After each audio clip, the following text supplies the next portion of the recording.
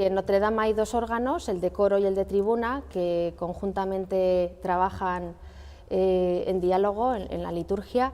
y se usa casi tanto como el de tribuna en las misas, y al estar situado debajo de la nave central parece ser que ha sido quemado e inundado por completo. Sin embargo, al órgano de la tribuna le ha llegado agua, pero no ha habido ninguna inundación y simplemente hay restos de hollín, restos de polvo. Lo que pretendemos con la Pascua es que sean unos días de convivencia entre ellos, que sean días de amistad y en los que también puedan revivir los últimos días de la vida de Jesús, ¿no? Y especialmente también ese momento de resurrección, de compartiéndolo con las comunidades, bueno, pues en algún caso con las comunidades donde van a pasar las Pascuas, esos 4 días como en sus comunidades de base.